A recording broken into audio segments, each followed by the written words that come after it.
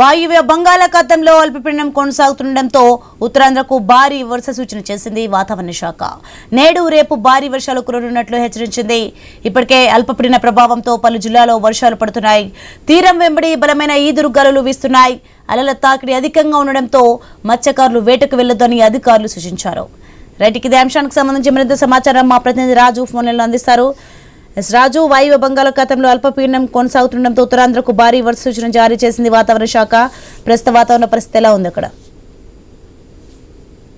వాయువ్య బంగాళాఖాతంలో అల్పపీడనం అయితే ఏర్పడింది. అయితే గత 4 రోజుల క్రితం బంగాళాఖాతంలో అల్పపీడనం ముగిసినప్పుడు కూడా మరో 4 రోజుల్లో అల్పపీడనం ఏర్పడుతుందని చెప్పి ఇప్పటికే విశాఖ వాతావరణ శాఖ అధికారులు అయితే వెల్లడించడం జరిగింది. ఆ ప్రకారమే ప్రస్తుతం బంగాళాఖాతంలో మరొక అల్పపీడనం అయితే ఏర్పడినట్టుగా తెలుస్తుంది. దీని ప్రభావంతో ఉత్తర కోస్తా జిల్లాల వ్యాప్తంగా ఉన్నటువంటి శ్రీకాకుళం, విజయనగరం, పార్వతీపురం, మన్యం జిల్లాలతో పాటు అల్లూరు సీతారామరాజు, విశాఖపట్నం, అనకాపల్లి జిల్లాలకి గత రాత్రి నుంచే వర్షాలు అయితే చెదురుమదురుగా కురుస్తున్న పరిస్థితి ఉంది. ఇక అల్లూరు సీతారామరాజు ఏజెన్సీలో అయితే ఎడతెరిపి లేకుండా కూడా నిరాటంకంగా వర్షం అయితే రాత్రి నుంచి పడుతుండటంతో రోడ్లన్నీ కూడా నిర్మానుష్యంగా మారాయి. మరోవైపు జలపాతాల వద్ద వరద ఉధృతి కూడా ఎక్కువగా పెరుగుతుంది.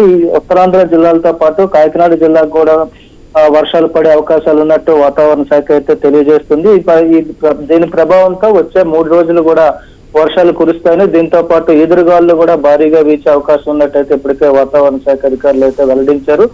గత వారం రోజుల క్రితంగా ఉన్నటువంటి వాతావరణ పరిస్థితుల నేపథ్యంలో ఇప్పటికే జలాశయాలన్నీ కూడా నీటి మట్టంతో నిండు కొండల్లో ఉన్నాయి. అదేవిధంగా ఏజెన్సీ ప్రాంతాల్లో ఉన్నటువంటి చెరువులు, వాగులు, వంకలు కూడా పూర్తి స్థాయిలో నీటి మట్టంతో ఉండటంతో అయితే ఇప్పుడు పడుతున్నటువంటి వర్షాల ప్రభావం కూడా మరింత పెరిగే నేపథ్యంలో ఆకస్మిక వరదలు కూడా వచ్చే అవకాశం ఉన్నట్టు వాతావరణ శాఖ అయితే తెలియజేస్తుంది. దీనికి సంబంధించి రాష్ట్ర ప్రభుత్వానికి కూడా కొన్ని సూచనలు చేసినట్టు వాతావరణ శాఖ అధికారులు తెలియజేస్తున్నారు. ముఖ్యంగా చూసుకుంటే వ్యవసాయ పనులకు వెళ్తున్నటువంటి రైతాంగం అంతా కూడా అప్రమత్తంగా ఉండాలని చెప్పి, ఎదురుగాలు వీచే సమయంలో గాలుల తాకిడికి బలమైనటువంటి గాలుల తాకిడికి ఈ హోర్డింగులు కావచ్చు, విద్యుత్ స్తంభాలు కూడా కూలిపోయే అవకాశం ఉన్న నేపథ్యంలో అలాంటి వాటి దగ్గర ఉండొద్దని చెప్పి కూడా ప్రజలకైతే సూచనలు చేస్తున్న పరిస్థితి. మరోవైపు లోతట్టు ప్రాంతాలు ఇప్పటికే విశాఖపట్నం, అనకాపల్లి జిల్లాలో కొన్ని ప్రాంతాల్లో లోతట్టు ప్రాంతాలు అయితే జలమయమయ్యాయి. అక్కడ ఉన్నటువంటి ప్రజలు కూడా అవసరమైతే సురక్షిత ప్రాంతాలకు తరలించేందుకు ఏర్పాట్లు కూడా అధికారులు చేస్తున్నారు. మరోవైపు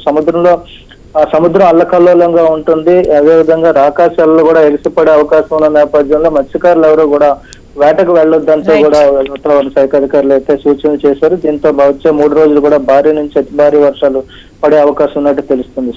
రైట్, థ్యాంక్ యూ రాజు.